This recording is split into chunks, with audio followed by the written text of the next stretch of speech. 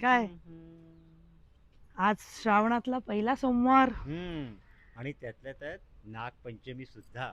अरे हो, नागपंचमी विसरलीच होती, हम्म, कारण मला उपवास होता आज. बरोबर. आणि आता तर काय, सणांची रेलचेलच सुरू होईल. श्रावण महिना म्हणजे सणांची रेलचेल. आता नागपंचमी झाली की नारळी पौर्णिमा, आणि नंतर रक्षाबंधन. मजा आहे व तुम्हा बायकांची. हा माहेरी जाण्याचं कारणच मिळतं तुम्हाला. हा मग बायकांसाठी, त्यासाठी बायकांचा जन्म घ्यावा लागतो. कारण बायका कितीही मोठ्या झाल्या, हम्म. संसारातलं कितीही वर्ष झाले, तरी माहेरची ओढ मात्र कायमच असतं. हम्म.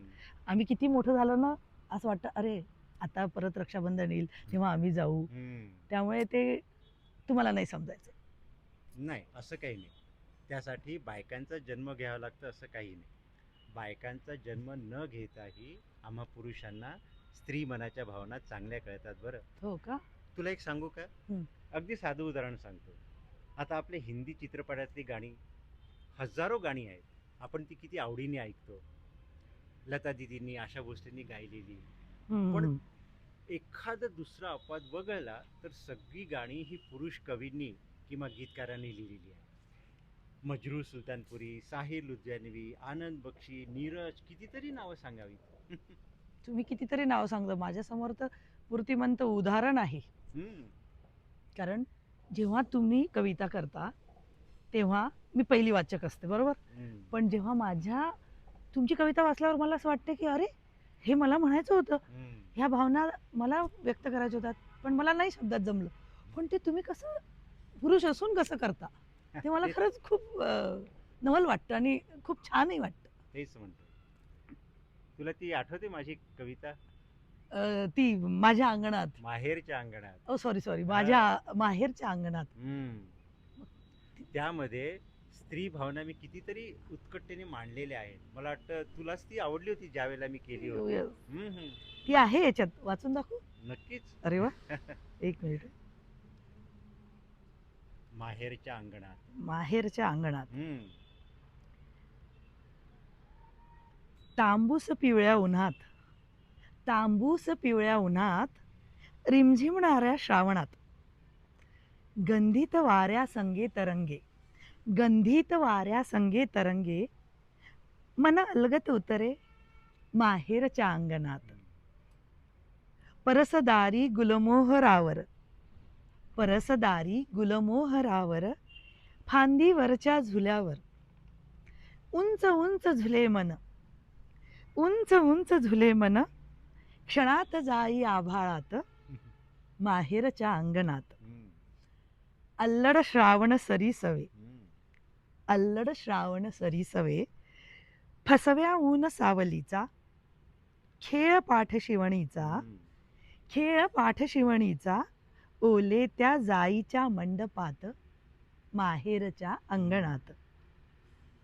हिरवळीच्या वाटेवरून, हिरवळीच्या वाटेवरून, फुललेल्या शिवारात, हम्म. दौडत जाई निसटून, दौडत जाई निसटून, तनमन डोले उभ्या पिकात माहेरच्या अंगणात.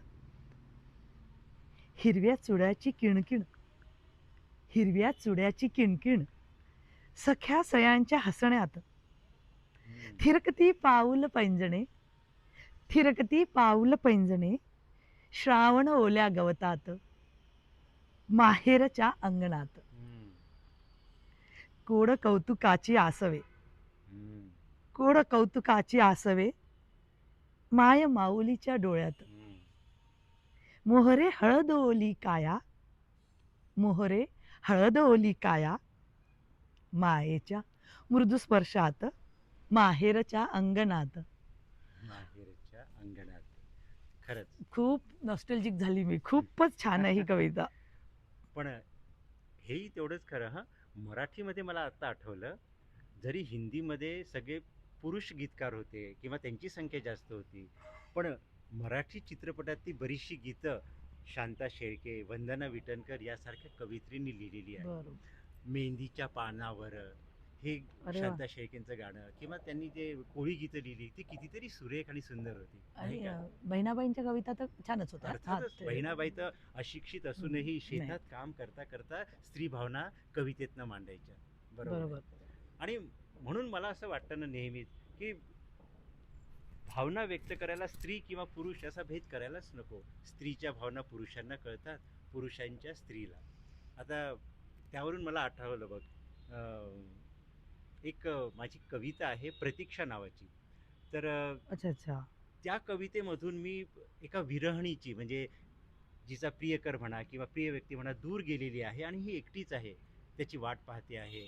तर त्या भावना मी छान व्यक्त केलेल्या आहे प्रतीक्षा या नावाच्या कवितेतनं. ती आहे का? एक मिनिट, एक मिनिट. हां. येस. मी ही वाचू का? हां. हो. प्रतीक्षा. दूर दूर क्षितिजावर हलकेच सांज उतरली. दूर दूर क्षितिजावर हलकेच सांज उतरली. वाट पाहुनी थकल्या डोळ्यात आसवे का दाटली. मी इथे अन दूर तिथे तू. मी इथे अन दूर तिथे तू. एकमेकास अंतरलो. भेट नाही स्पर्श नाही. भेट नाही स्पर्श नाही तरी पाशात गुंतलो. आठवांनी काळजाची तार तार झंकारली. आठवांनी काळजाची तार तार झंकारली. वाट पाहुनी थकल्या डोळ्यात आसवे का दाटली. अशा या कातर वेळी कोण छेडितो मारवा. वा. अशा या कातर वेळी कोण छेडितो मारवा. आर्त त्या सुरांसवे घायाळ करी गारवा. आर्त त्या सुरांसवे घायाळ करी गारवा. रात राणीच्या कळ्यातून रात राणीच्या कळ्यातून विरह वेदना गंधाळली. अरे वा. विरह वेदना गंधाळली.